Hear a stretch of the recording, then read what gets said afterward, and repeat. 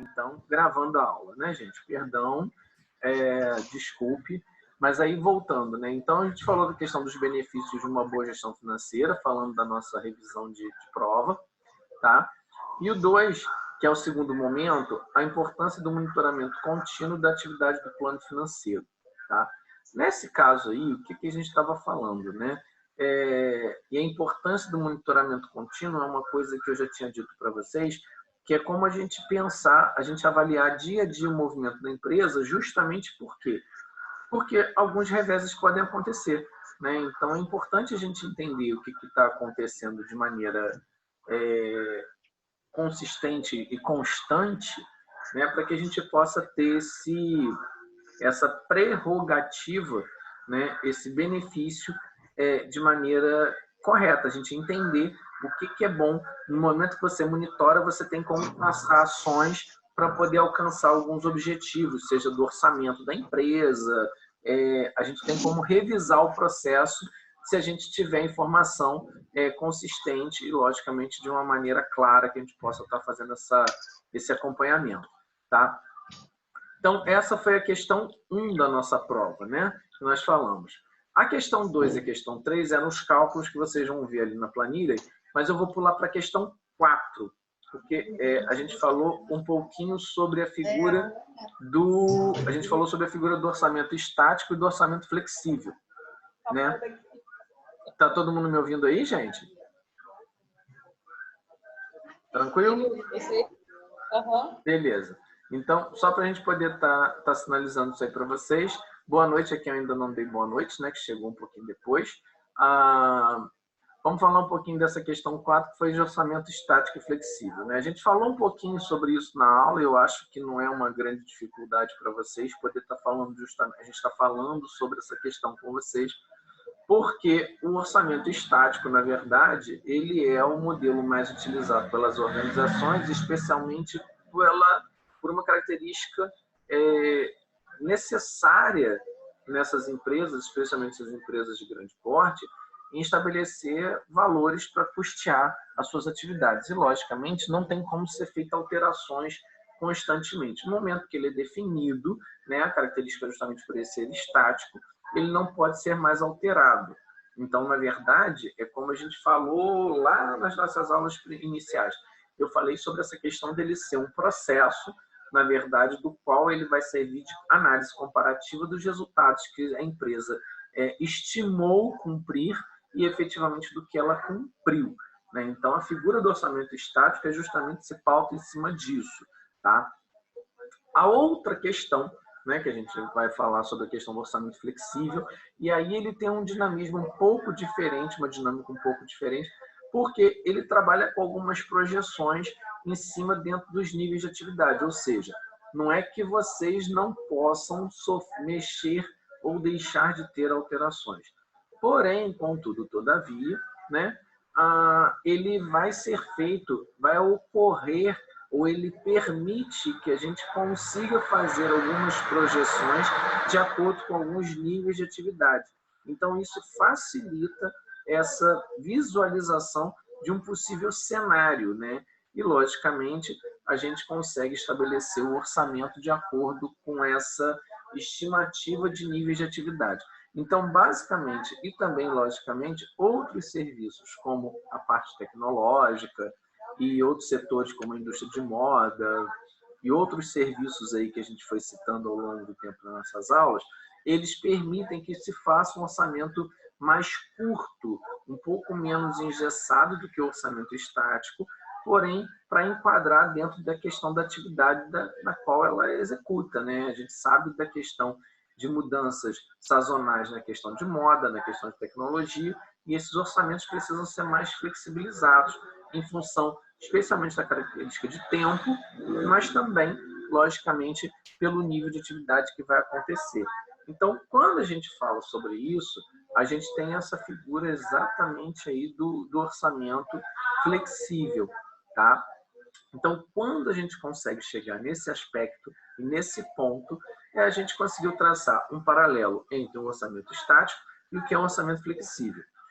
Bom, da mesma forma, boa parte do grupo tinha esse conteúdo à mão, isso não era um problema. Então, com isso, nós conseguimos fazer uma resposta. Também todo mundo conseguiu alcançar tranquilamente essa resposta, tá? Sem grandes problemas. Isso aí não foi um problema. E aí, o que ocorre? A gente chegou na parte dos cálculos. Essas duas questões até aqui está tudo certo, gente? Só para a gente poder explicar. Tá tudo tranquilo aí? Alguém dá um joinha aí para mim, fala alguma coisa. Tá certo, tudo certo. Tudo certo. Vou entrar, para quem chegou agora, boa noite. Primeiramente, até só para a gente poder repassar, eu acabei não gravando o início da aula, porque eu esqueci que essa sala, meu ID pessoal, ele grava a matéria.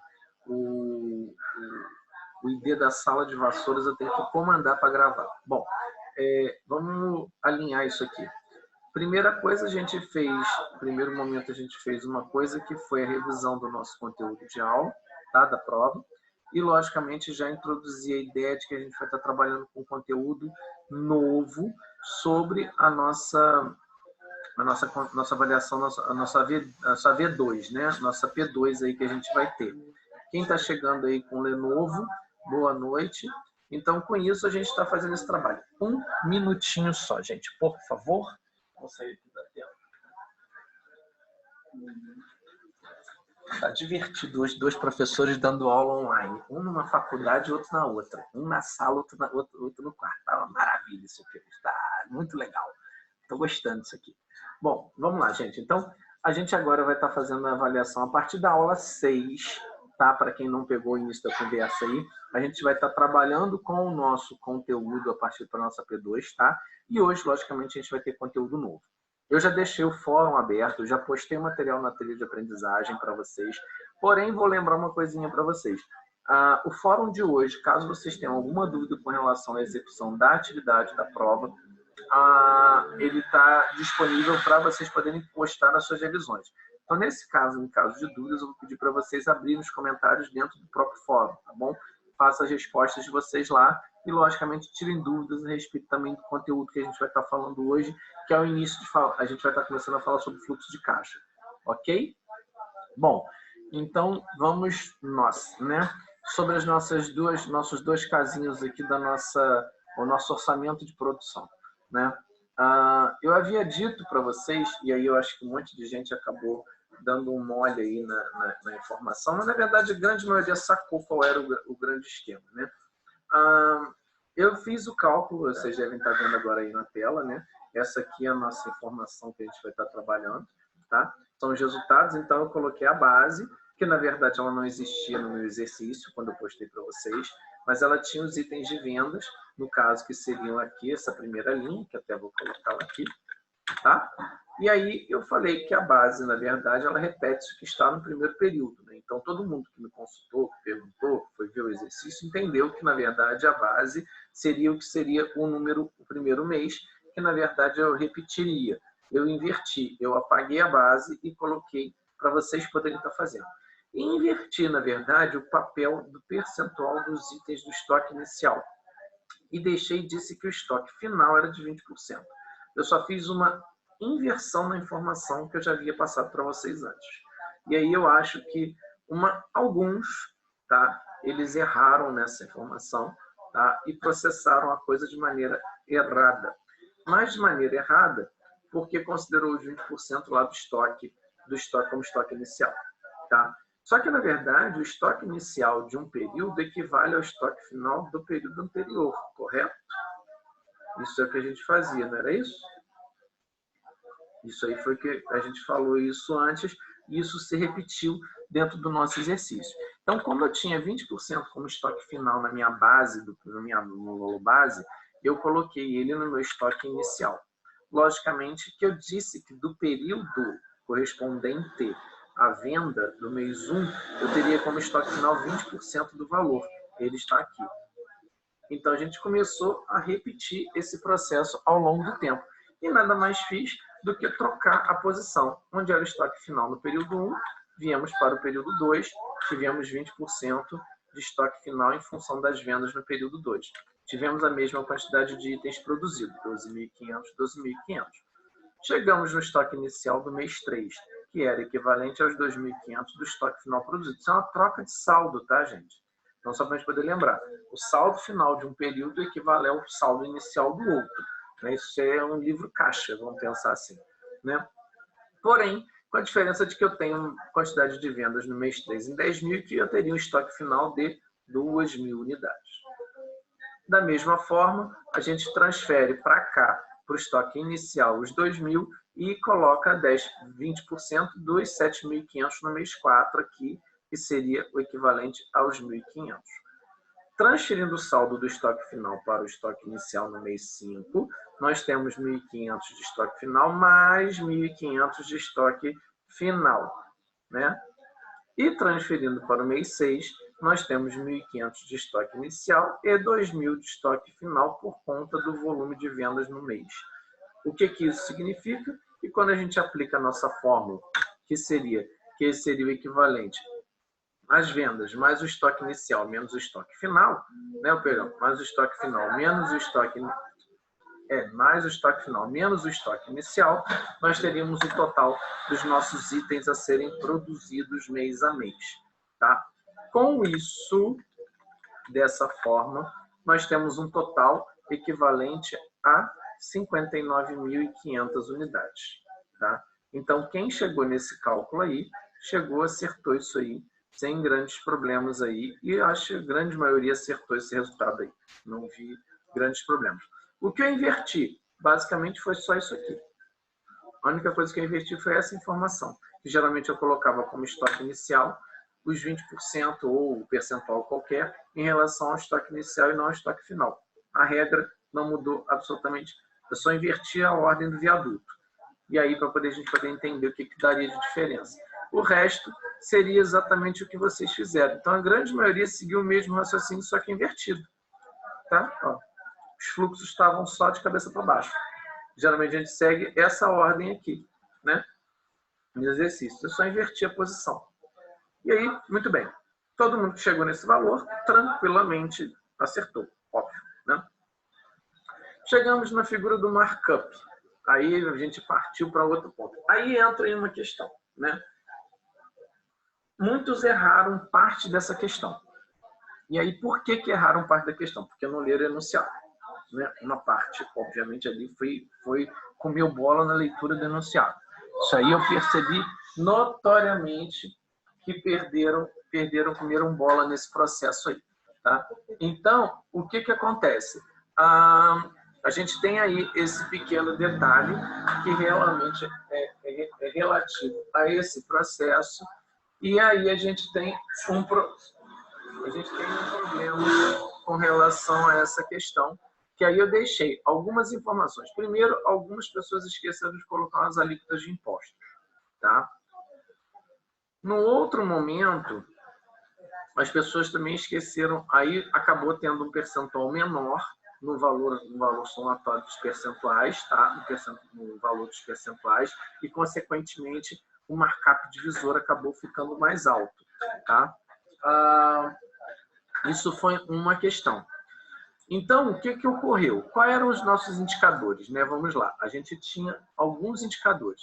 20% de ICMS, 1,2% de imposto de renda, 0,65% de PIS, 1,08% de CSLL, salvo me engano, 3% de COFINS, 6% de despesas administrativas e 15% de lucro previsto para a empresa, correto? Acho que esse foi o resultado que a gente tinha colocado no exercício para todo mundo poder estar desenrolando. Né? Feito isso e disposto isso, o que vocês teriam que fazer? Primeiro, fazer o somatório total desses resultados aqui. Então, qual é o resultado que a gente teria? O somatório, para estar aqui bonitinho, ao final, minimizando, ao final da nossa tela, 46,93%. Né? Qual é a fórmula do meu markup divisor? Né? Então, eu queria saber qual era o meu markup divisor. Como eu já fiz a fórmula, eu me adiantei e coloquei já aqui. O markup divisor, a fórmula é 100 menos o percentual ou o custo de venda, né? Que a gente teria sobre o custo sobre a venda, dividido por 100. Né? Em cima disso, aplicando esse resultado, a gente teria esse resultado aí, com relação a esse, a gente teria esse fator aí para a gente poder estar aplicando sobre o valor de 150, que foi o valor considerado como um preço de custo, né? Então, foi sugerido isso. Primeiramente, esse valor de 150 corrobora que realmente tem alguma coerência, né? A gente conseguiu chegar numa coerência e, logicamente, soma-se a ele uma margem para que a gente possa estar comercializando o produto. Como que a gente consegue, aplicando a técnica do markup divisor, o valor de 150 sobre o 0,5307? Até aí, tudo certíssimo, sem grandes problemas e sem grandes percalços, tá? O grande problema no meio dessa conversa aqui, qual foi o ponto nessa conversa que a gente pecou? Qual foi o ponto que a gente pecou nessa conversa e que alguns pecaram, né? Chegaram nesse valor aqui. A grande maioria, se não a maioria absoluta da turma, conseguiu chegar nesse valor aqui, tá? Qual foi o grande diferencial e o grande problema que nós tivemos aí? No final, quando vocês foram fazer a apuração do valor do faturamento. O faturamento é considerado em cima de que valor, né? O que vocês consideraram como valor aí? Muita gente pegou o valor, o número de itens do semestre, tá? Teve gente que multiplicou e encontrou um valor de 50 mil e alguma coisa. E eu queria entender de onde saiu isso, porque pegou um valor de semestre e multiplicou o valor, alguma coisa por 6, enfim. Chegou num número que, particularmente, eu não consegui entender qual era a lógica desse resultado, tá? Por outro lado, o cálculo correto seria, pautado no valor de vendas, nós fazermos o valor dos itens multiplicados. Então, basicamente, seria pegar mês a mês ou somar todos os itens e multiplicar pelo valor do preço de venda. Bom, se vocês fizessem dessa forma aqui, vocês teriam primeiro 60 mil unidades a vender ou a comercializar. 60 vezes 282,64, que daria 1.690.016.958.400, tá? Se não, vocês teriam a mesma possibilidade de fazer isso mês a mês, multiplicando os itens de acordo com as informações aqui. O que ocorre... Marcos, fala, meu bem. eu arredondei. Eu botei 282,65. Não, quem arredondou, colocou um pouquinho para cima, não tem problema não. Ótimo. Vai dar uma diferença muito pequena, vai dar acho que R$80 a mais, negócio assim. 80, R$90 a mais, eu não me recordo bem. Mas só se vocês entenderem, então assim, os resultados, na verdade, quando a gente chega nesse raciocínio aqui, para mim foi tranquilo, não teve problema nenhum. Até aí, show de bola, tá? Não teve galho algum. O meu problema decorreu em cima do problema foi o seguinte, teve alguns que pararam lá no markup. Pararam em contar o preço de venda e pararam. Isso foram alguns casos, tá? E a pessoa que, logicamente, o aluno que fez, ele sabe que ele acabou parando e falou assim, poxa, eu esqueci, porque a questão é dividida em 2 blocos, né? O segundo caso, né? Encontraram um valor mirabolante de 50 mil e alguma coisa que eu não tenho a mínima ideia de onde seja esse valor, tá? E aí eu precisava, de fato, compreender o que estava acontecendo nesse sentido. Porque quando eu fui ver o resultado, eu falei, gente, mas se o valor de faturamento corresponde aos itens vendidos no período, aonde chegou esse valor? Não chegou nem próximo do valor de venda ou o valor estimativo de faturamento da empresa. Eu pedi a estimativa do faturamento pautado. Quando a gente fala de estimativa de faturamento, se a gente encontra um preço de venda e a gente já tem os itens comercializados, a gente encontra a informação com relação aos valores totais, no caso, o valor total a ser faturado no semestre. Então, isso foi o que aconteceu. Quem chegou até aqui, arredondou um pouquinho, deu um pouquinho mais para cima, um desencargo de consciência, eu vou trocar aqui só para a gente poder... Tá? 282,65. Vou colocar o 65 aqui, vou copiar, só para vocês verem se o resultado de vocês bateu e verem que não vai dar uma diferença muito grande aí, tá? Só para a gente poder não fugir. Ou copiei aqui. Vocês perceberam? Caramba, sai daqui o colar. Não quero só número de colar, já colei. O que vai mudar aí, o número muda muito pouco em relação ao que a gente encontrou aí. Acho que muda algo em torno de 16.959 mil, e eu acho que o outro era 800, não é isso? 16.958.525. Muda muito pouco o valor aí para vocês. Então, na verdade, quem arredondou, para mim, ficou tranquilo. Quem não arredondou, para mim, também ficou de boa, tá? Com isso, gente, acho que a gente conseguiu resolver essa questão da revisão de prova.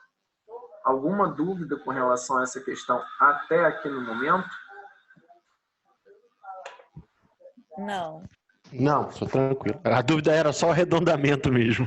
Não, quem conseguiu desenvolver isso aí arredondou tranquilo, tá? Isso aí não foi nenhum problema não, até porque técnica de arredondamento tem gente que às vezes opta por não arredondar, tem gente que opta por arredondar.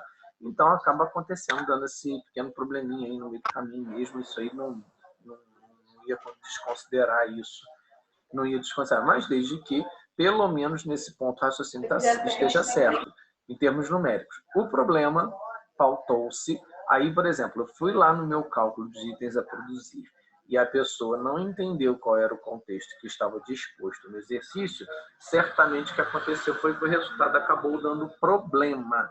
Deu o resultado final, provavelmente o que deve ter acontecido é que o resultado deve ter sido ficado um pouco, o valor de itens a produzir, a quantidade de itens a produzir tenha ficado um pouco a maior do que estava. Então, na verdade, consequentemente, logicamente o exercício estava errado, tá? Então, quem errou isso e viu o resultado, viu que não está batendo com esse resultado que está exposto, realmente está errado mesmo e eu não considerei a questão. Agora, o aluno chegou até o markup, encontrou esse percentual do preço dos itens somatórios de impostos e conseguiu chegar até um valor que seria o valor do preço de venda. Nesse caso, eu considerei a questão como meio certo. Então, eu dei um ponto na questão. Caso não tenha conseguido chegar nem no percentual e aí nem no valor, logicamente, de faturamento, aí, consequentemente, a questão está errada. Então, só para entender o critério que eu adotei, tá? Na questão subjetiva, tranquilo, sem problema nenhum, porque não tinha por que não ocorrer esse tipo de desenvolvimento. Mas na questão que tinha envolvimento de cálculo, a margem que eu poderia considerar de arredondamento não teria problema algum e eu considerei para todos os casos, seja para cima ou para baixo, tá? Eu só não considerei, logicamente, se os percentuais somatórios não estavam condizentes. Então, sei lá, se eu fui lá e somei todos os impostos, menos um imposto desse aqui que eu coloquei, ou menos uma dessas despesas que eu apurei, consequentemente, vai dar um valor menor no valor apurado do total de despesa, do percentual de despesa, e, consequentemente, isso vai aumentar o meu valor, o meu markup divisor, o meu fator no meu markup divisor. Por consequência, o meu valor de venda provavelmente vai ficar menor. Então, a ideia era justamente que isso não acontecesse. Não aconteceu isso. Se não aconteceu, beleza. Eu já mato que o cálculo está errado logo na primeira etapa. Se a pessoa acertou essa primeira etapa, ela não vai ter por que errar a segunda, tá? No caso da apuração do preço de venda. Agora, chegou ali e não fez o outro exercício ou apurou de maneira errada o valor a ser faturado, aí realmente aí a conversa é outra. Foi o que aconteceu. Alguns não apuraram o valor de venda corretamente, e aí eu desconsiderei, logicamente, parte da questão e não anulei toda a questão. Tá? Eu entendi ela como elemento em partes, um bloco parcial disso aí. Tá certo? Tranquilo?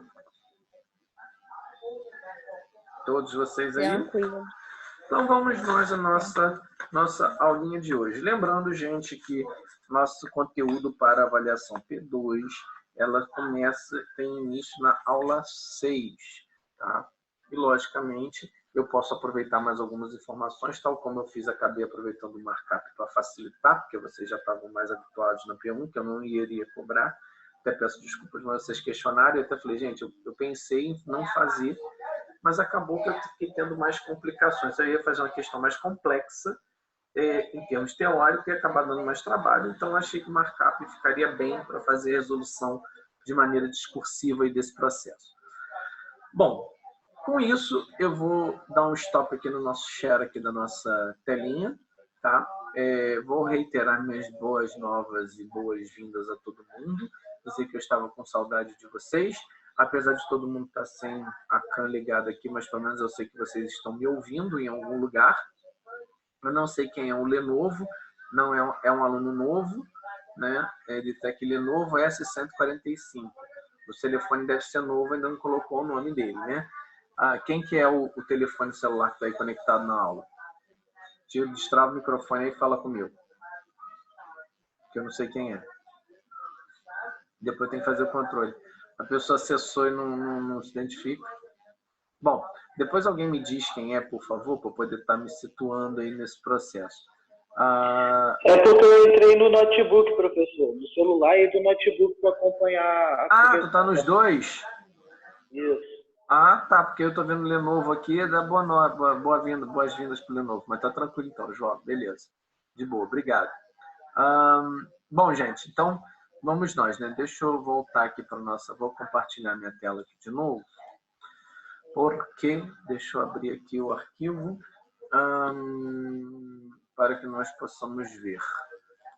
Só um minutinho, por gentileza. Eu vou compartilhar aqui, vou me mutar aqui um minutinho, tá?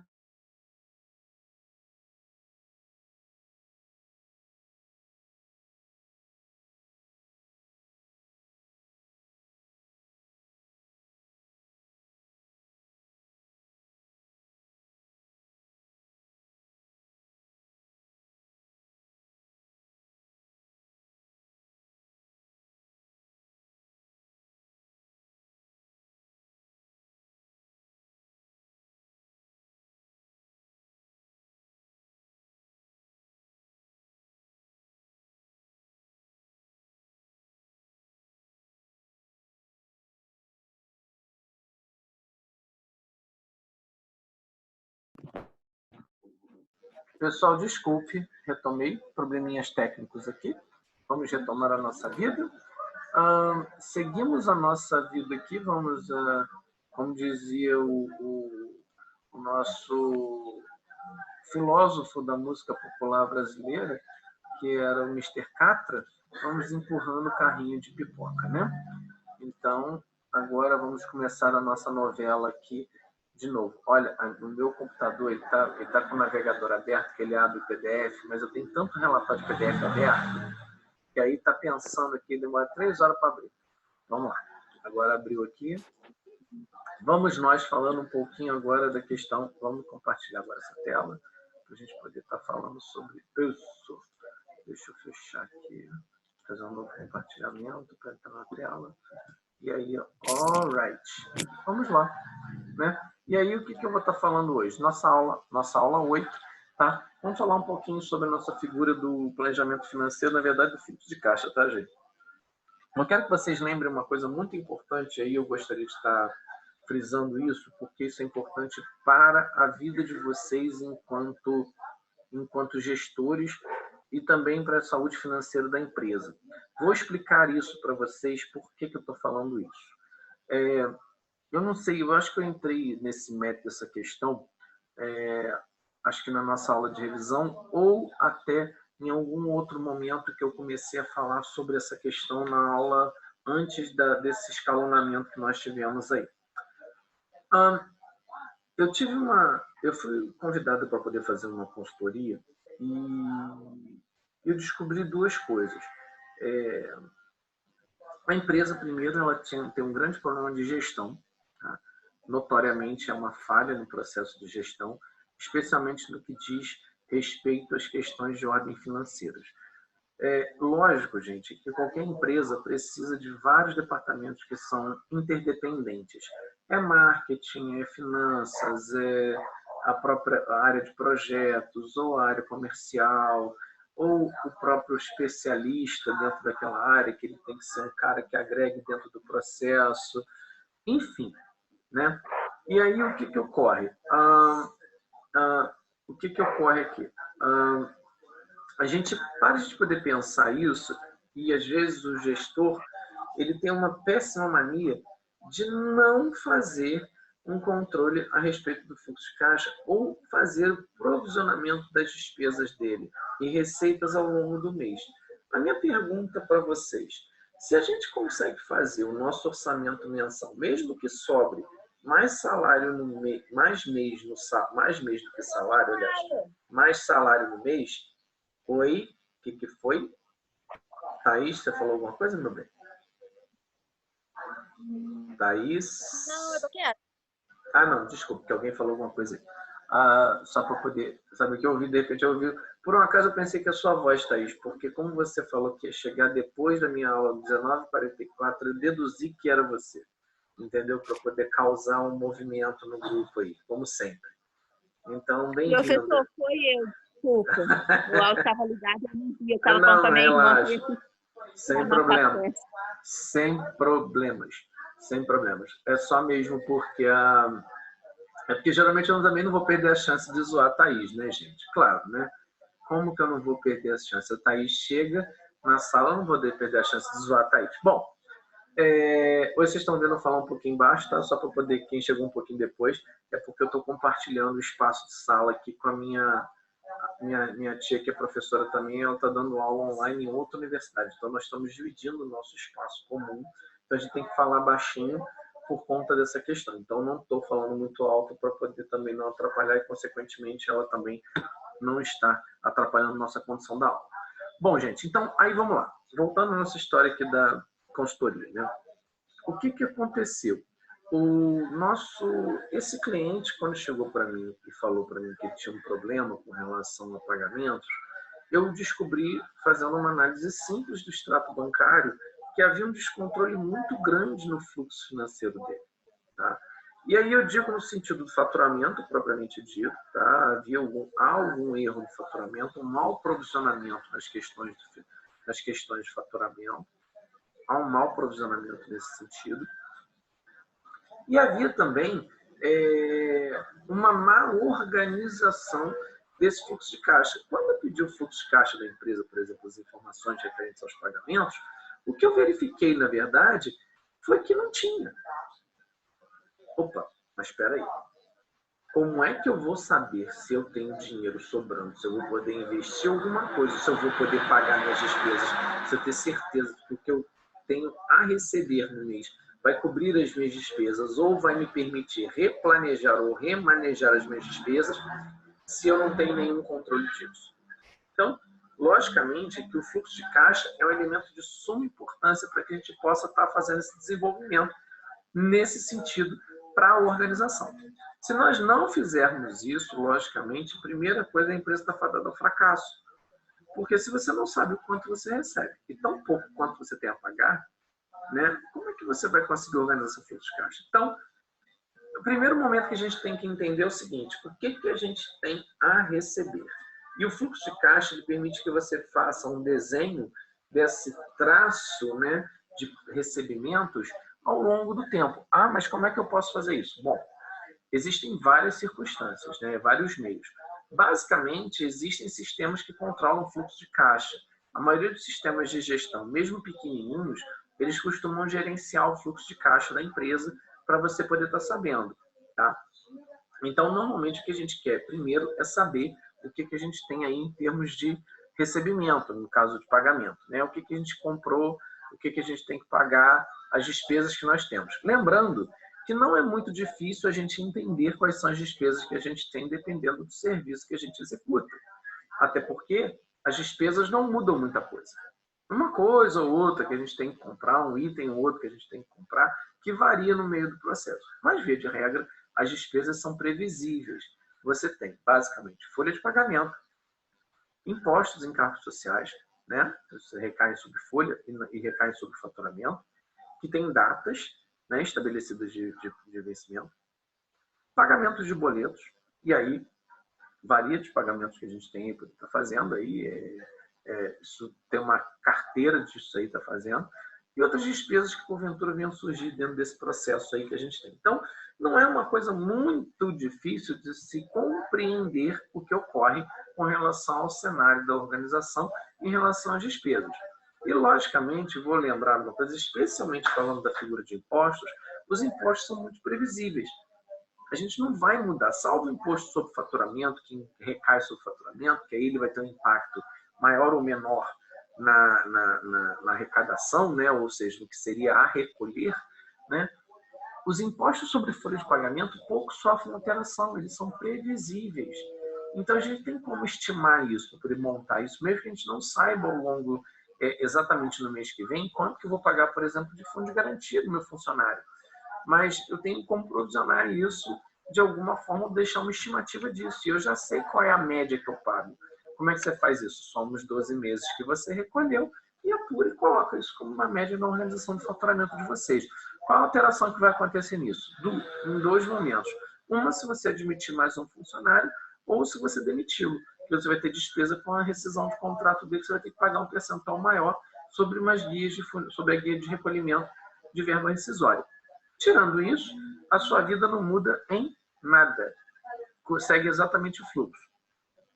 Da mesma forma que você tem o que você tem a receber. Até quando você sabe o que você tem a receber? Eu tenho prazos para receber, tenho volumes para receber. E eu tenho, da mesma forma que eu tenho duplicatas, eu tenho boletos, tenho duplicatas a pagar, eu também tenho compromissos a receber também dos meus clientes. Afinal de contas, a razão de existir eu trabalho na minha empresa justamente com o intuito de que eu receba recursos para que eu possa estar pagando os meus compromissos. Né? Então, isso é uma regra básica em qualquer organização empresarial.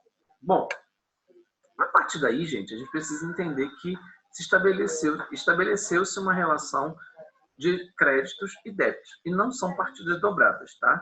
Aqui é uma continha de mais e menos. Né? Então, é como se fosse uma contabilidade do seu extrato da conta corrente. Você recebe o seu salário e dali para baixo você só tem débito.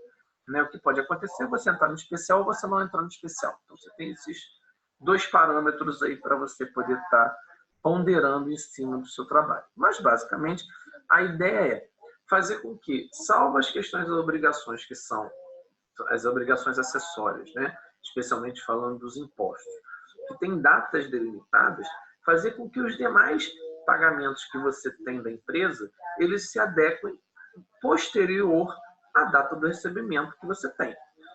Um exemplo, e a primeira coisa que a gente tem que entender sobre lição de fluxo de caixa é justamente isso, eu recebo antes de pagar, eu não pago antes de receber. Porque se eu fizer isso, o que vai acontecer? Por eu não ter como pagar, eu vou recorrer a alguma linha de crédito para poder antecipar esse recurso. Então, eu vou ter uma necessidade de capital de giro que talvez fosse desnecessário. Ô, Juliana, tudo bem? Tudo bom. Até... temos um aluno aí, temos um aluno intruso aí, uma aluna intrusa aí, ó. Aí atrás aí te acompanhando, né? Bem-vinda também, tá? E aí o que acontece? A gente tem que entender o seguinte. Então o ideal em qualquer empresa é que a gente receba antes de pagar, gente. É a coisa mais normal, é o mais correto e mais coerente. Mas como é que você consegue fazer isso? Aprendendo a provisionar o fluxo de caixa para o seu cliente. E se você entendendo que você tem que pagar, entendendo que você vai receber, você automaticamente consegue encaixar os seus recebimentos de forma que você consiga honrar os seus compromissos e automaticamente permitir que a empresa pague as despesas, os compromissos que porventura ela assumiu, sem qualquer ônus adicional, sem necessidade. Mas eu tenho necessidade de capital de giro porque eu vou fazer um investimento. Aí é uma outra conversa. Mas você usar a sua rotina normal, o seu fluxo natural e o contínuo da sua empresa, dentro do que já está previsto as suas despesas, você pegar e fazer uso dele de maneira inadequada, isso não é legal. Então, eu não tenho como pegar, não vou pegar dinheiro emprestado para pagar folha de pagamento, por exemplo. Isso é uma despesa que eu já sei que eu tenho que fazer. Eu não vou pegar e pagar imposto não vou pegar dinheiro emprestado para pagar imposto, sendo que eu sei que essa despesa existe. E ela já está prevista. O que eu posso considerar é que alguma fatalidade ou alguma eventualidade me permite ou não me permite, né, mais claramente, efetuar aquele pagamento naquele momento. O que eu devo fazer é negociar com o meu cliente. Falar, olha, eu não tenho como fazer isso. E existem meios para você poder fazer isso, até sistemicamente. Boletos podem ser prorrogados, depósitos podem ser alterados, datas de acerto podem ser ajustadas. desde que vocês consigam entender o que vai entrar, por exemplo, no seu recurso, e o que, obviamente, vai sair. Né? Se vocês não conseguirem fazer isso, aí vai complicar um pouquinho o meio de campo. Então, por isso a importância do fluxo de caixa dentro da empresa. Tá? Ele não integra a figura do balanço, tá, gente? O DFC, que é um outro elemento que é o demonstrativo de fluxo de caixa, ele é um instrumento contábil, tá? E, logicamente, a gente segue mais ou menos esse raciocínio. Depois até vou aprofundar isso aí um pouquinho para a gente poder estar falando sobre essa questão. Mas ele é pautado em cima de informações do balanço da empresa. Então, você pode fazer de maneira direta, como a gente estaria fazendo aqui, que é justamente essa figura aqui que eu estou apresentando para vocês, ou de maneira indireta, considerando o balanço da empresa. Mas aí tem umas regrinhas, tem umas coisinhas que ocorrem, então acho que é legal, de repente, a gente estar pensando numa dinâmica para apresentar isso aí para vocês mais adiante um pouquinho, tá? Mas existe essa informação, eu vou trazer isso aí só para vocês poderem ter conhecimento sobre isso aí, tá? Bom, feito o controle do meu fluxo, estabelecido isso, e aí voltando à história da consultoria, né? Por que eu estou falando isso para vocês? Porque a empresa, voltando à questão, ela tem um mau controle do fluxo de caixa dela. Ela fatura muito bem, mas o fato de você ganhar bem não significa que você tenha capacidade ou liquidez ou solvência para estar honrando o compromisso. E aí a empresa gasta muito dinheiro com despesas bancárias, juros bancários, basicamente. A empresa gasta muito dinheiro com produtos e serviços que, na verdade, poderiam ser revisados. E, logicamente, só seria factível essa visualização se desenhasse, fizesse um desenho claro do que ocorre na organização. E foi isso que nós fizemos. Desenhamos um espelho do que ela recebe, do que ela tem de despesas. Nós classificamos as contas dela, tá, de acordo com as despesas que ela tem, e fomos verificando o que acontecia, a evolução dela ao longo do tempo. Olha, isso aqui você gasta muito, isso aqui você gasta muito, isso aqui você gasta muito. O que você pode fazer com isso? Porque a empresa ter dinheiro, volto a dizer, não significa que ela seja saudável financeiramente, tá? Ela tem a solvência, ela tem a capacidade de liquidez. Isso é uma questão totalmente diferente. Então é importante a gente avaliar essa questão. A empresa ela tem que ser solvente, ela tem que ser líquida, porque surgindo uma eventualidade, eu tenho capital para poder cumprir, para cobrir. E eu tenho que saber como é que eu vou fazer isso. E qual é o tempo que eu demoro para receber esse pagamento, qual é o tempo que o meu dinheiro demora para circular dentro desse processo, desse fluxo interno da empresa, para gerar, desde quando eu fiz a venda até a hora que eu peguei e fui fazer o efetivo recebimento. Qual é o ciclo que eu tenho nisso, né? Então, isso também faz parte do fluxo de caixa, que chama-se ciclo operacional, tá? E a gente vai ver um pouquinho isso também mais adiante, falando sobre essas ferramentas. Hoje eu trouxe o basicão do basicão para a gente poder estar começando a falar sobre a parte de planejamento financeiro, tá? Bom, e aí, logicamente, o que acontece? Tal como na figura do orçamento de produção que a gente consegue orçar, o planejamento financeiro de longo prazo, ou seja, o fluxo de caixa da empresa, ele permite que a gente tenha uma visão de futuro dentro do que a empresa tem em termos de despesa e que nos permite fazer duas coisas. Primeiro, saber se o que eu comercializo, ou o número de itens que eu vendo, ou o volume de serviço que eu presto, é suficiente e coerente para poder bancar a despesa toda que eu tenho, ou se eu tenho que ampliar. Isso aí me permite que eu planeje metas para poder estar alcançando, ou seja, para eu poder estar honrando meus compromissos, eu tenho que entregar minhas metas, meus resultados organizacionais. Então, a partir disso aí tem muita coisa que pode surgir em termos de ideia. Ampliação de resultados, ver o volume de metas, o volume de vendas, se ele é compatível, se ele não está sendo compatível, se minhas despesas podem ser ajustadas, se houve aumento das minhas despesas ao longo prazo. Então, eu tenho como fazer uma análise, tanto de maneira horizontal, como se a gente, às vezes, vocês veem esse vírus de contabilidade, que é fazer análise vertical e horizontal, e aí só que você costumava ver isso no DRE, o que nada impede de você aplicar essa mesma ideia aqui dentro do fluxo de caixa quando vocês organizam, porque, na verdade, nada mais é do que receita menos despesa. E o DRE é exatamente isso. A única coisa que aqui vocês já vão estar fazendo é que está deduzindo os impostos e a gente não está apurando lucro, né? Então é diferente, a única coisa é essa. Apesar que a gente vai ter uma ideia de quanto que a empresa vai ter de sobra. Isso não quer dizer que venha a ser o lucro propriamente dito, tá? Então, lógico que a ideia é que o que sobra seria o lucro, né, dos impostos. Mas, de repente, há um outro investimento, há outras coisas, então nem sempre aquele recurso disponível no caixa, ele vai ser essencialmente o lucro ou o lucro definido ou recebido naquele período devido. Então, mas a gente tem um espectro muito legal e a gente consegue visualizar algumas coisas ao longo do tempo.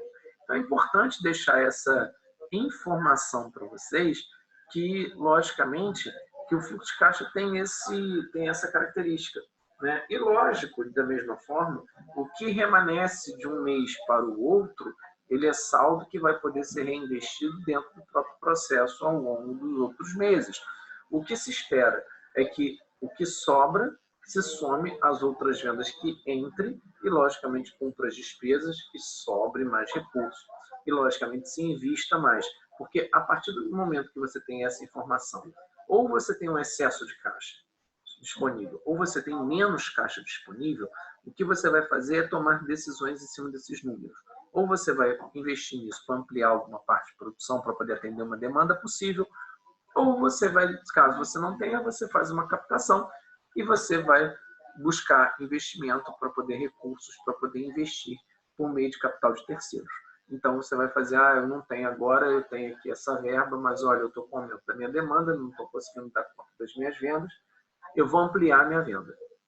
E aí agora, porém, para isso eu necessito de capital de giro. E aí, a partir do fluxo de caixa, a gente consegue também verificar a necessidade de capital de giro que a empresa, porventura, vai ter para poder estar honrando esse compromisso, esse investimento. Preferencialmente, gente, eu vou lembrar uma coisa para vocês, antes de qualquer coisa. O ideal de se pegar capital de giro para a empresa é para investir em uma coisa que vai te dar mais retorno do que o próprio valor da prestação que você está pagando, né? Você pegar um capital de giro para pagar despesa não serve, tá? Então, assim, pense sobre a ótica do investimento. Eu tenho dinheiro, eu estou pegando um dinheiro para poder fazer um investimento na empresa para ampliar a unidade do serviço. Então, vamos mudar um pouco a visão de que ele é um empréstimo, ele é uma situação para poder tapar buraco, daquele descasamento de fluxo de caixa, que é justamente isso que eu estou combatendo aqui com vocês, que é justamente a gente ter o que a gente recebe antes, à mão, para depois a gente poder efetuar os pagamentos. Então, isso é importante a gente lembrar para que não possa ocorrer esse descasamento e o capital de giro ser ferramenta para financiar a própria atividade em termos de despesas e não em termos de investimento. É muito legal a gente lembrar disso. Então, a sua necessidade de capital de giro, ela se pauta basicamente, caso você queira ampliar a sua atividade, porque você não está dando volume da sua demanda, por exemplo, você colocar mais serviços disponíveis para o seu cliente, para isso você precisa de capital. Caso o seu capital excedente do seu fluxo não seja possível ou permita que você faça essa ampliação, automaticamente o que a gente vai fazer é buscar capital de giro. Quanto eu preciso? E aí eu vou entender, a partir do que eu tenho disponível, mais o que eu posso trabalhar em termos de capacidade, do que eu posso estar trabalhando. Lembrar isso aí para vocês, porque, gente, se vocês não fizerem isso e usarem isso como uma figura de investimento, vocês vão chegar lá no projeto, no plano de negócio de vocês, quando vocês chegarem no TCC, vai acontecer que vocês vão falar assim, poxa, mas eu estou fazendo um plano de negócio aqui que eu tenho capital de giro para poder fazer. Tá, o meu capital de giro, ele tem uma taxa. Essa taxa, teoricamente, é o valor do empréstimo que você está pagando, né? Os juros que você está pagando sobre o empréstimo. Se você vai investir num negócio cujo resultado vai ser inferior até a própria taxa de capital de giro que você está pagando a título de empréstimo, obviamente que isso não vale a pena você investir. Ele tem que dar um retorno superior. Eu acho que isso aí todo mundo fica entendido, né? Eu não posso ir lá pegar um empréstimo. É como uma vez o governo fez isso, eu me recordo claramente quando uma vez a Dilma fez isso, e eu achei um absurdo, né? Na verdade, o Manteiga, né? O Guido Manteiga fez uma coisa muito louca. Ele pegou títulos do Tesouro Nacional, né, numa época, e injetou o valor no BNDES para poder captar. E, na verdade, com uma taxa de juros, o Tesouro Nacional, o título do Tesouro, ou as cédulas do Tesouro, né, que eram comercializadas, elas permitiam que você fizesse a atividade, que você tivesse mais retorno, logicamente, se você comercializasse ele, do que se você financiasse o dinheiro, pegasse esse dinheiro e injetasse no BNDES, que a taxa de juros era muito menor, porque é 10, alguma coisa ao ano, né? E o Tesouro pagava bem mais. E na época foi um tiro no pé do Manteiga para poder tapar buraco do BNDES com o título do Tesouro. Enfim, é cobrir o santo da maneira errada, né? Então, isso eu estou te contando, fazendo uma historinha, um comparativo, para vocês entenderem que não dá para a gente poder pegar um negócio que rende mais se eu investir somente nele e pegar esse dinheiro e investir em outra coisa que rende menos. Eu tenho que investir no mínimo que esse valor que eu estou investindo aqui hoje, né, o retorno que eu tenha sobre isso seja maior. É uma dica muito importante a gente poder estar pensando. E aí, como é que você tem essa informação? Justamente pautado em cima desse parâmetro que eu estou falando. Você tem, no mínimo, que ter de retorno uma taxa superior, pelo menos, à taxa de juros que você vai estar pagando sobre a captação que você está fazendo. Então, é muito importante a gente lembrar disso, tá? Então, é bem legal a gente poder estar avaliando essas questões. Bom, quanto à questão do fluxo, não precisa desenhar muita coisa, né? Mas, para quem nunca fez ou quem pretende fazer isso, é importante começar a organizar o que tem de contas a pagar e contas a receber dentro da organização. É um ponto de suma importância para a gente poder estar iniciando esse processo, tá? E, logicamente, tem a relação com os compromissos que vocês têm assumidos, ou seja, o que você tem a receber e o que você tem a pagar. No meu caso específico, enquanto assalariado, vocês já sabem quanto vocês vão receber, pelo menos em termos de salário base. O que vai acontecer é que vocês podem ter algo a mais para receber a título de hora extra, ou a título de bonificação, comissão, que isso varia de acordo com o resultado. Mas o salário base vocês já sabem que vocês têm. Então, vocês têm que trabalhem dentro da realidade. O plus para vocês é benefício. Seria algo para você investir para ganhar um dinheiro não esperado, então você investe. E aí você não vai fazer isso. Então, o que você vai mudar é tentar trabalhar os seus compromissos dentro dos seus recebimentos reais. E é o que a empresa tenta fazer, ser o mais real possível, né? Então, isso é legal a gente poder estar conhecendo. Bom, estimar as despesas lançadas, isso é um ponto interessante poder estar falando para vocês. Isso eu já até aproveitei essa provocação aí para a gente poder estar falando, mas eu já disse isso antes, né? É importante você, como você já sabe ao longo do mês ou ao longo dos meses, há alguns períodos, dependendo do negócio, em que há uma sazonalidade, um processo de venda maior em alguns momentos do que em outros. E automaticamente você já sabe que, por exemplo, comparativamente, vamos dar um exemplo, no mês de dezembro, uma loja, ela vende muito mais do que em janeiro. Então, só que, comparando, quando você chegar para planejar o seu fluxo financeiro em dezembro, ou em janeiro, os seus impostos a pagar, por exemplo, que refere-se à competência anterior, você já sabe que você vai pagar mais imposto em janeiro e vai receber faturar bem menos. Então, você já sabe que tem que ter uma provisão de recursos para ele estar pagando imposto no mês seguinte, porque vai vir muito mais alto, porque sua venda foi mais alta. Então, o que eu digo com isso?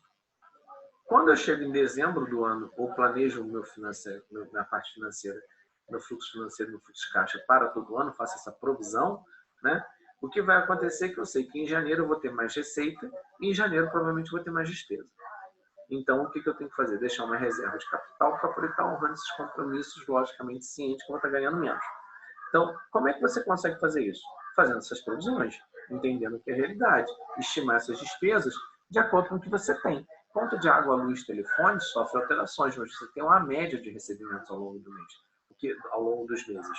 O que você vai ter que conseguir entender a sua média de consumo para você estabelecer um parâmetro no seu fluxo. Você vai deixar de pagar a conta de luz? Não. Vai deixar de pagar a conta d'água? Não. Vai deixar de pagar telefone? Não. Vai deixar de pagar internet? Não. Vai deixar de pagar aluguel? Também não. Então, se você já sabe que isso existe, por que você não provisiona? Né? Então, é importante, já existe isso, põe isso de maneira contínua no seu fluxo no seu fluxo de caixa. O que você não sabe é a sua receita.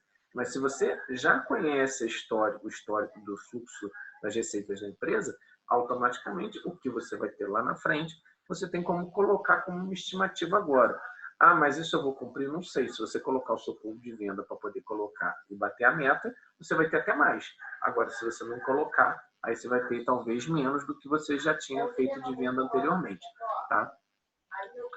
Um outro ponto, logicamente, né, que é importante a gente estar falando, e logicamente eu falei da sazonalidade, entrei no item 2 ali na historinha, mas só para vocês poderem estar falando, é importante a gente conseguir fazer isso, e isso permite que a gente consiga fazer umas coisas, esses momentos, esses 3 momentos aqui, permitem que a gente consiga fazer umas coisas muito legais, especialmente a necessidade de capital de giro, tá, da empresa. Então, é importante vocês avaliarem sobre essa ótica, essas questões, do quão importante é o fluxo de caixa para a empresa e quão mal feito, na maioria das vezes, ele é feito, ele é processado, porque a pessoa não considera isso relevante, tá? Bom, e aí, gente, parando aqui um pouquinho, alguma dúvida até agora? Júlia, você que chegou depois, minha seguidora de Instagram agora, Juliana. Sérgio, Carol, Oswaldo, Bruna. Thaís, fala comigo. Tranquilo, professor, tranquilo. Tá dando para pegar legal. Tá dando aí? Tá tranquilo aí? Juliana, se manifesta aí. Mata a saudade. Tô com saudade de ouvir sua voz. Fala aí comigo. Olha, a Juliana não tá assistindo a aula. Cara de pau. Ela tá conectada. Sim, não tá tô sim. Ah. Tô sim.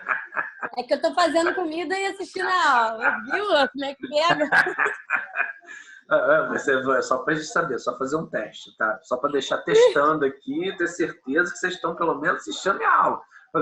A Bruna tava no salão. Tá vendo? Ô, Larissa, eu quero que você compartilhe a tela da Bruna. A foto da Bruna depois, por favor. Tá no nosso primeiro momento. Ela estava assistindo aula, fazendo revisão de prova, justamente no cabeleireiro. Tá? Então eu quero deixar registrado que ela estava... Oi? Eu quero porque saber... eu cheguei na aula atrasada, né? Pois é, você perdeu, você perdeu essa cena. Mas não se preocupe. Você falou minha nota? Se preocupe não falei nota de ninguém. Depois eu vou mandar, depois eu vou postar a nota no AVA para todo mundo por uma questão democrática, né? Quase unanimidade. As pessoas optaram que eu lançasse a nota no AVA. Então não falei a nota, mas eu disse, fiz a revisão da prova e deixei todo mundo ciente do que errou, do que não errou, tá? Mas Ai, meu Deus. Fica tranquila, Juju. Fica tranquila. Vai de boa. A gente tem mais trabalho agora no próximo semestre. No próximo bimestre. Agora esse aqui ainda foi light. A gente vai ter mais diversão com o que está fazendo. Bom, e aí, gente, o que ocorre? Então, até aqui está tranquilo. Eu deixei algumas informações aí para vocês poderem estar vendo, basicamente em termos de recebimentos e pagamentos.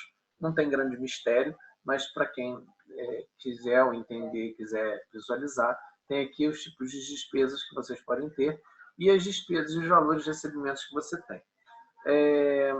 Apesar de ser uma coisa muito pouco pensada e muito pouco utilizada, tá, gente? Hoje em dia, mal se utiliza, a figura do cheque, em algumas empresas, ela ainda é muito utilizada, tá? Não para efeito de pagamento de predatar, né? Porque aí a gente já tem muita questão de duplicata, tem outros títulos que dão mais garantias para a empresa em termos de possibilidade de pagamento e, logicamente, também a possibilidade de protestar. Então, logicamente, o cheque, apesar de ser um instrumento totalmente protestável, ele é um processo muito burocrático. Então, hoje é mais a duplicada, professor? Sim, a grande maioria usa duplicata porque ela é registrada, né, Sérgio? Hoje em dia você não tem a figura mais de boleto sem registro, né? Então, automaticamente, quando você emite um boleto, e até às vezes até por isso é legal, porque às vezes, dependendo da galera que aí trabalha com parte financeira e tal, às vezes encontra muita dificuldade de alterar o boleto, o vencimento do boleto, ou então o boleto vence e não consegue pagar o boleto, porque o boleto já tem instrução para ir para protesto. Então, às vezes acontece muito isso. E aí você tem que ir no cartório retirar fazer a retirada do protesto, porque aí você vai ter que tirar e fazer esse pagamento em espécie diretamente no cartório, tá? Que aí você tem que pagar as taxas, né? Aquela para tirar instrumento de protesto, pegar a carta também, blá, blá, blá, enfim. Você tem que pegar a carta de anuência, tem uma burocracia para tirar a empresa. Na verdade, é uma garantia que a empresa tem de poder estar recebendo o cheque, na verdade, mesmo que a empresa ela pudesse protestar e, logicamente, o cheque voltasse sem fundo, né? No caso, para quem o recebeu, era muito menos garantido, né?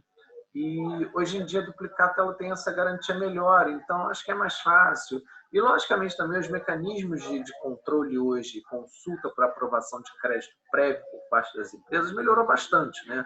Coisas que a gente não tinha até alguns anos atrás, hoje as empresas já contam.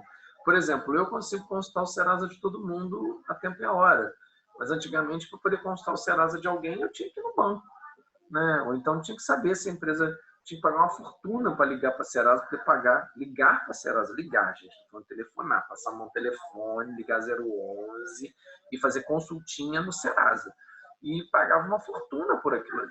Hoje em dia o serviço é muito mais barato, é muito mais acessível. O próprio SPC fornece consulta do Serasa. E o próprio SPC consulta o Serasa de graça, no caso, se você for o próprio titular, né? Ou o titular da empresa, ou o detentor do CPF.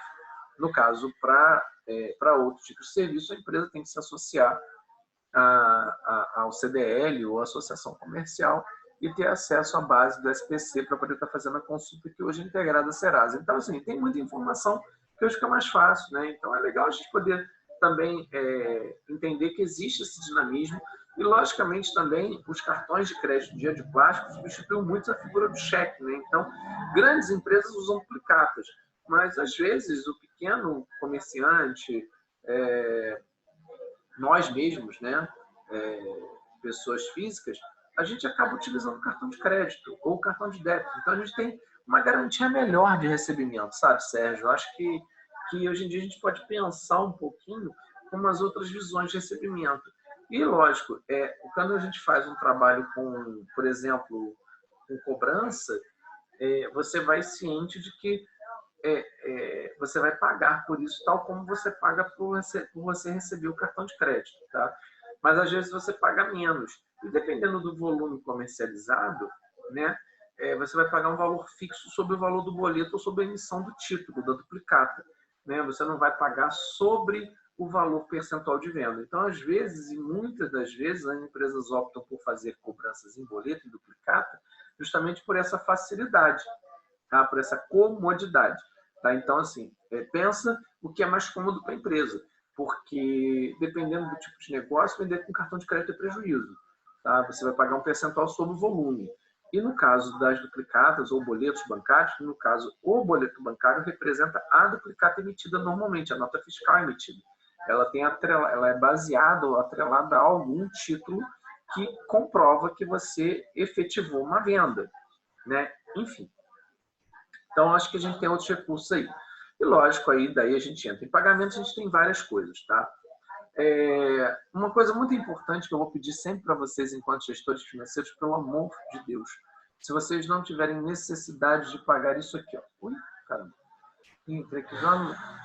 Quem estudou o livro quem usou o livro do Gitman? Alguém estudou aqui com Gitman? Ele aqui, deixei ele aqui na minha aula de semana passada, minha aula dessa semana com meus alunos. Na aula de mercado financeiro. Então, olha só, isso aqui, gente, despesa financeira, ok, que é uma coisa até pequena, vai, dependendo do que foi, é uma taxinha, uma coisa em outra. Agora, despesa bancária, juros bancários, se vocês puderem, corram desesperadamente desse processo. Não tem porquê vocês, enquanto gestores, pagarem juros desnecessários ao banco. Por isso eu falei a importância de se trabalhar recebendo antes de pagar. Então, é muito importante vocês validarem isso. E aí, quando eu falo isso para vocês falarem para a empresa, eu falo isso para vocês pensarem enquanto pessoas, né, enquanto detentores do seu próprio dinheiro. Uma coisa assim? Oi, Bruna. Fala de novo. Bruna. A Bruna falou um negócio, alguma coisa assim, e sumiu. Ai, foi mal, professor. Vou botar aqui no mudo, que está conectado no carro. E olha, gente, a Bruna tá... Eu tô adorando essas minhas aulas. Vou começar a gravar podcast, tá, gente, agora, tá? Vou começar a ficar chique. Vou começar a gravar podcast, tá? Então, vocês podem assistir as minhas aulas. Então, eu vou começar vou fazer umas aulas assim agora. Meu próximo processo de aula, de criação de aula online, vai ser assim, podcast do Marcos. E aí a gente vai juntar a galera falar sobre planejamento financeiro. Vou fazer aquela aula, não posso falar palavrão, que eu estou gravando. E aí eu vou fazer aquela aula daquele jeito, colocar no podcast para a galera poder assistir. Pronto, aí a galera, vamos fazer debate, vamos fazer zoeira com esse negócio de dinheiro. Pronto, aí a galera fica todo mundo assistindo, não precisa ficar olhando para minha cara e escuta podcast maneiro. E aí a gente faz diversão. Acho que eu vou começar a adotar essa ferramenta aí, de repente pode dar certo. Vou começar a gravar isso, acho que vai ser legal. Vou fazer até um podcast disso aí depois. Vou até testar ver se o Zoom faz podcast, não sei se ele faz. Se ele fizer, depois até vou brincar com isso, vou mandar para vocês o podcast da aula. Bom, aí, gente, alguns elementos importantes, só para a gente poder entender, lógico, né? O fluxo de caixa, ele tem que corresponder, logicamente, ao que a gente tem aí na mão, e não preciso dizer que na mão é que tem na conta do banco, né? Então, seria a nossa disposição. Composição do fluxo de caixa, basicamente, são elementos bem básicos e elementares, né? Você tem o registro de entrada diária, registro diário de entrada e saída do caixa, a análise do saldo que você pode estar fazendo, e aí eu vou entrar nessa questão, nesse ponto aqui, de analisar o saldo diariamente em períodos futuros. Eu vou dizer para você uma coisa muito importante. Eu tenho quando eu faço a parte financeira, que é uma eventualidade no meu dia a dia, tá? Minha parte é parte de contrato, credenciamento e cobrança. Não tem nada a ver com financeiro. Pelo menos, aliás, o que eu tenho tem relação com o financeiro, mas não necessariamente eu executo as tarefas do financeiro dia a dia. Tá? Mas quando eu as executo, regra básica do dia entrei, cheguei no serviço, eu vou acessar o quê? O banco, para ver o que eu tenho de dinheiro. Vou somar o meu dinheiro da tesouraria ou do meu cofre, caso eu tenha. E vou fazer o meu planejamento financeiro e ver o que eu tenho de conta para pagar. Então, a primeira continha básica do exercício do dia a dia é abrir o banco e ver o que está rolando.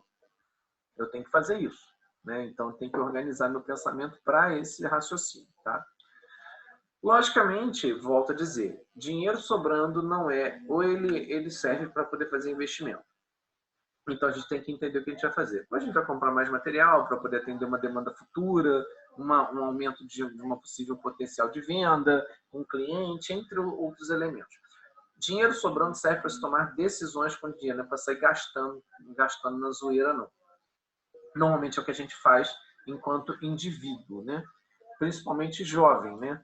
Então, só para a gente poder não esquecer desse pequeno detalhe, porque a galera, quando está com dinheiro sobrando, acha que o mundo vai acabar em zoeira, né? Até o dia que o dinheiro acaba, né? E aí vocês têm que voltar à dura realidade de ter que pagar contas e, quiçá, assumir um compromisso de empréstimo aí para a sua organização pessoal, né? E isso se aplica à questão da empresa, tá? Então, logicamente, você não vai ter um dinheiro extra, vai sair gastando dinheiro de qualquer jeito.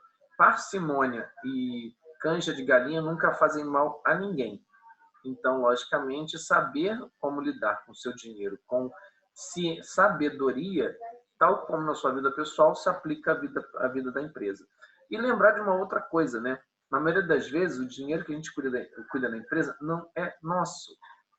Então, é pior ainda, né? O processo é um pouquinho pior, né? Porque a gente lida com dinheiro que não é nosso. E lidar com o dinheiro dos outros é a pior coisa que existe no universo. Então, todo cuidado é muito pouco para que a gente possa se respaldar dentro da questão financeira, tá, gente? Isso é muito legal a gente deixar essa observação para vocês aí. Logicamente, projetar pagamento e recebimento futuro. E aí, justamente, que eu já falei da figura do planejamento.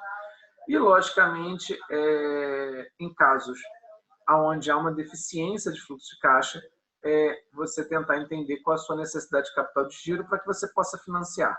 Desde que, lembrando, o que você vai ter em termos de necessidade de capital de giro vai permitir que você pague as suas despesas, realize os investimentos e, consequentemente, tenha os retornos necessários estabelecidos sobre isso. Tá? Então, acho que é importante a gente estar falando sobre esses detalhes aí, né? E aí, eu entro num mérito para a gente poder estar quase encerrando aí, porque a gente vai estar avaliando isso aí de uma maneira melhor, né? Saldo de caixa, na verdade, volto a dizer, né, que eu já falei antes, né? Saldo de caixa não significa que a empresa está lucrando, né? Ter dinheiro na conta não significa que a empresa tem dinheiro.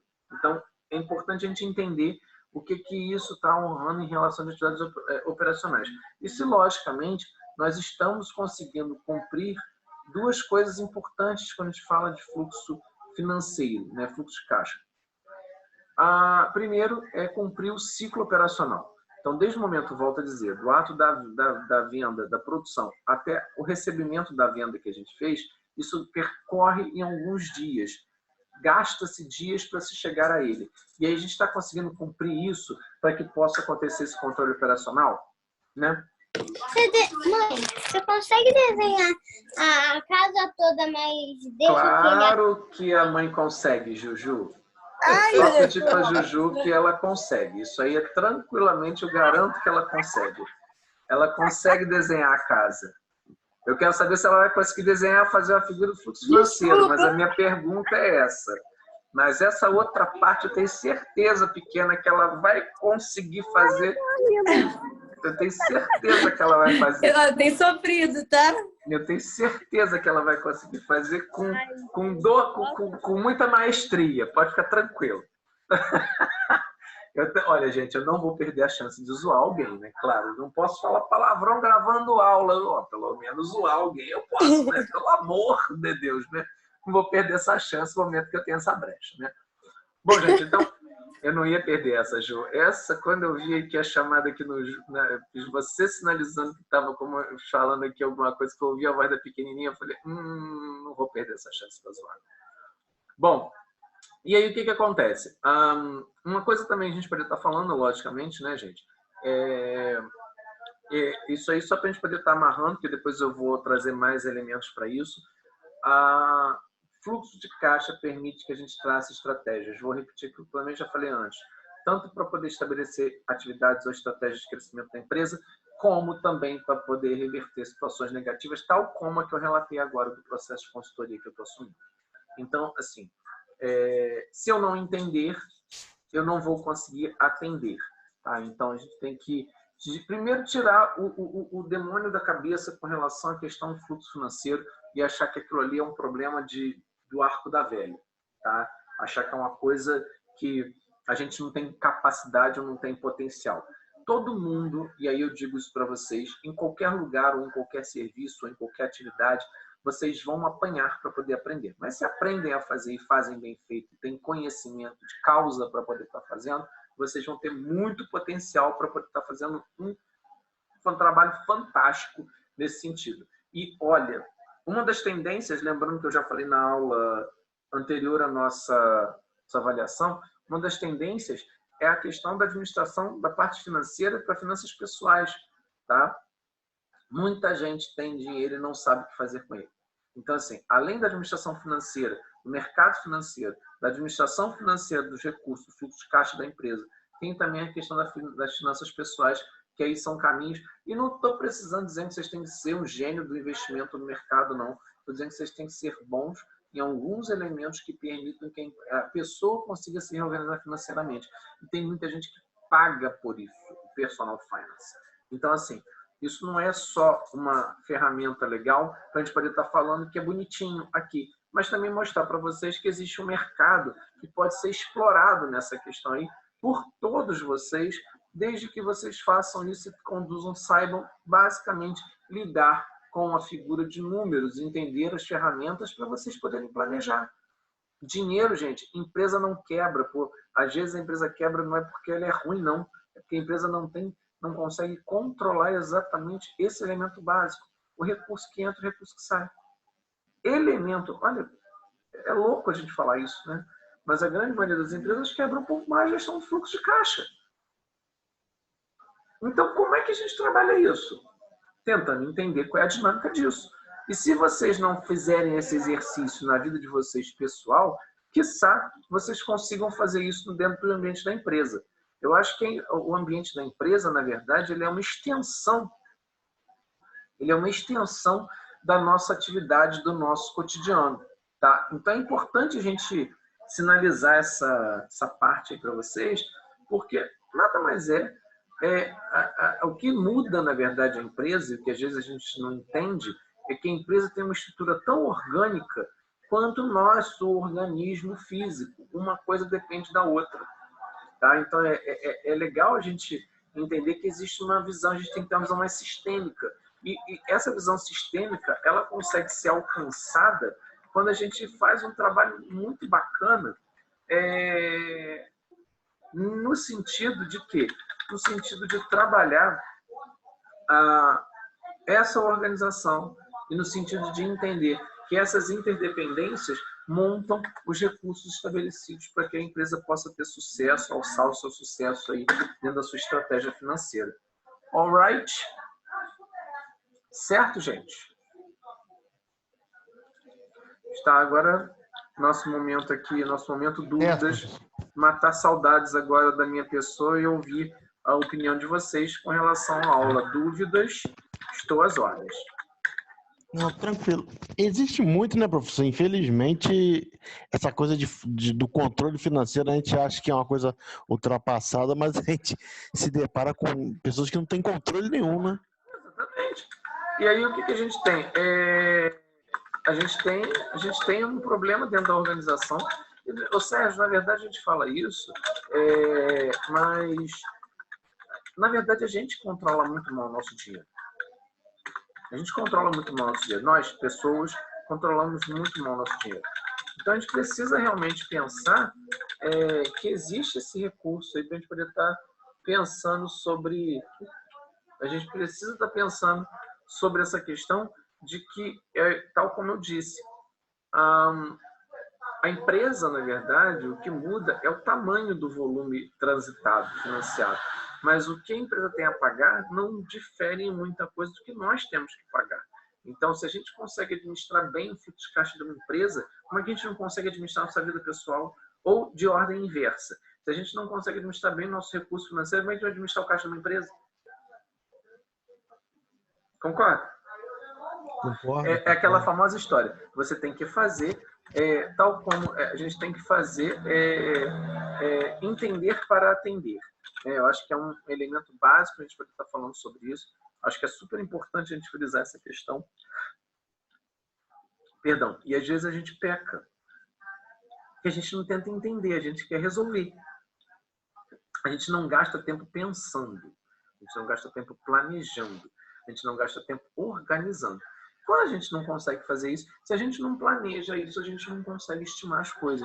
A gente não consegue dar auxílio para a galera em termos de venda. A gente não consegue fazer uma série de ferramentas para poder estar executando essa parte do planejamento financeiro da organização. É muito importante a gente pensar sobre isso como ferramenta bem estratégica mesmo para a empresa tomar uma série de decisões.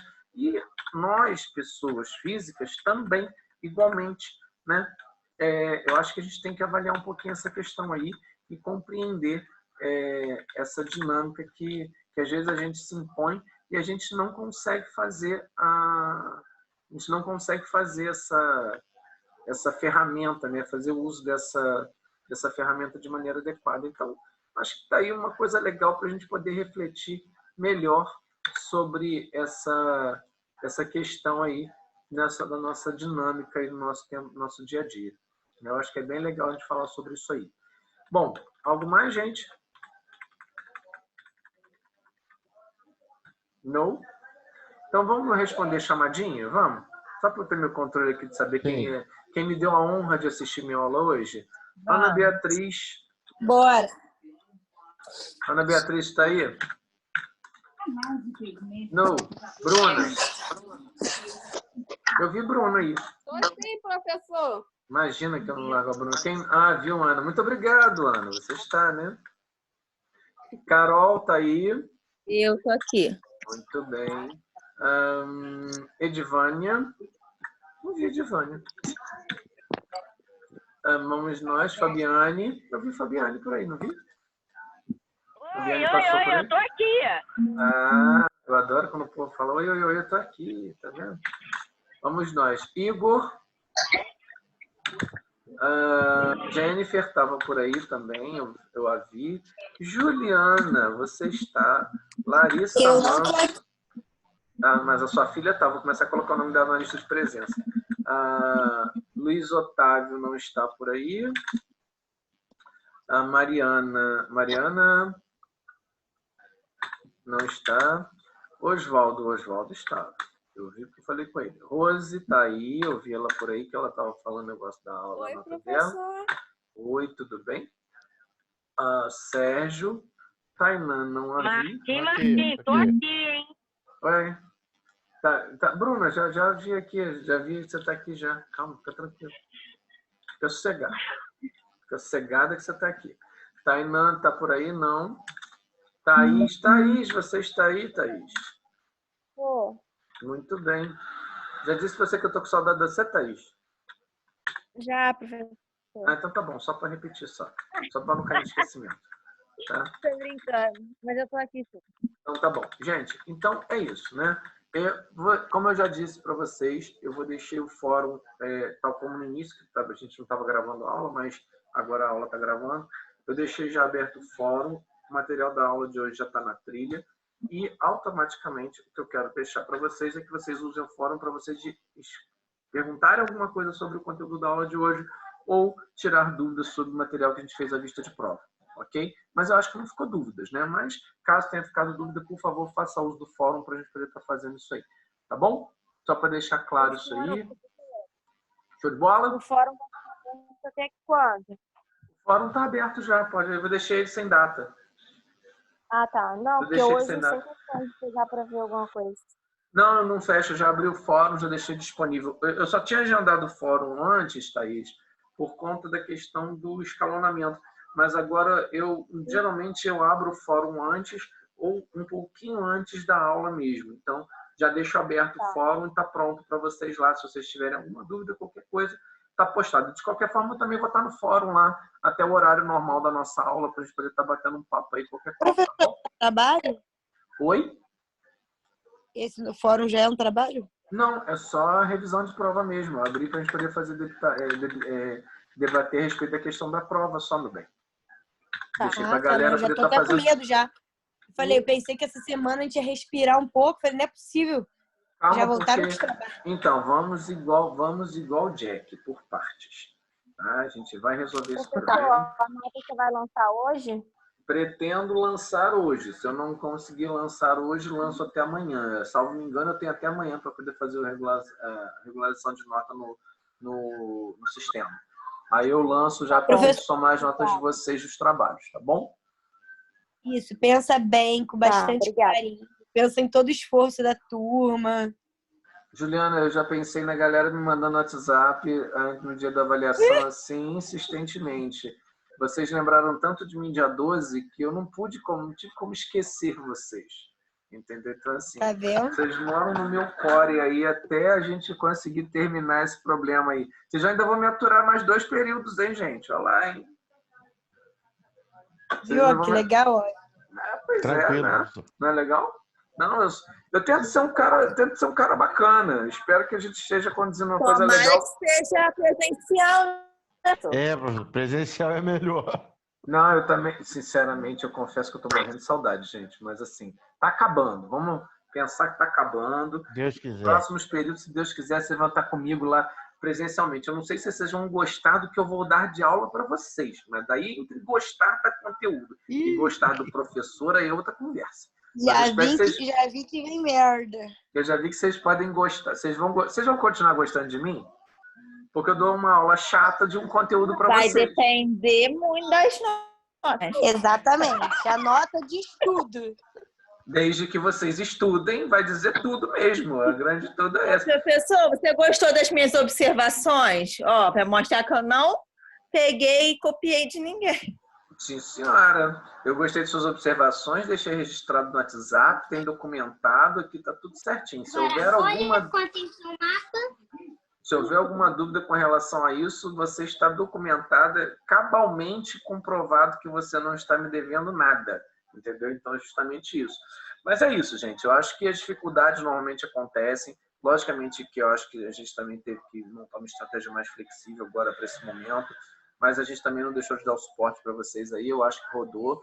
Eu espero que, independente da nota que vocês tirem, que eu não sei se é boa ou ruim, mentira. Boa parte a gente não tem problema com nota ruim. Eu espero que vocês estejam de verdade aproveitando o que a gente está, especialmente o que eu estou elaborando para vocês de conteúdo. Espero de verdade. Porque eu gostaria que vocês, em algum momento, lembrassem disso e levassem isso para a vida de vocês. Então, assim, para mim, isso é muito importante. Talvez o aprendizado e o debate é muito legal para a gente poder estar falando justamente o que a gente entende como valor para o nosso dia a dia. E eu acho que é isso que eu tento fazer, tentar dar uma característica mais próxima da realidade para que vocês possam refletir sobre isso. Então, se eu conseguir pelo menos alcançar aí, nesse sentido, esse aspecto, eu já fico realizado, muito feliz com isso, entendeu? Para mim já é uma grande realização. E não tem nota que pague isso, tem o conhecimento e reconhecimento de vocês enquanto profissional no mercado lá na frente, porque algum dia vocês vão falar assim, eu fiz isso porque o professor falou, ou então porque o professor disse isso legal. Então, acho que a melhor memória da gente não é a nota ruim ou boa que vocês tiram, mas o que a gente conseguiu ensinar, mesmo às vezes vocês tiram a nota ruim, vocês aprenderam. Então, é no amor ou na dor, né? Funciona assim, né? Então, é por aí que a gente funciona, né? Caminha, né? Tá certo? Tá certo, professor. Bom, no mais uma vez, muito obrigado pela audiência, pela paciência de vocês, tá? Eu fico muito feliz de vocês estarem participando aí e agradeço realmente por tudo aí, pela parceria, por vocês estarem juntos e, por gentileza, deixem registrados novamente ao nosso término de aula que o fórum está disponível. Eu estarei até lá atendendo vocês até o horário final da nossa aula. E, logicamente, por favor, deixem registradas suas observações no grupo oficial do WhatsApp da turma lá, por gentileza. Só para dizer que vocês estavam com saudade de mim, tá bom? Com certeza, professor. Grande abraço, gente. E a gente se fala. Qualquer dúvida, tuas ordens aí, tá bom? Tá bom, terminando aqui a nossa gravação. Boa semana para se todos. puder, fique em casa. Por favor, fiquem em casa, né? Se não for necessário sair, não saiam de casa. Até lá, gente.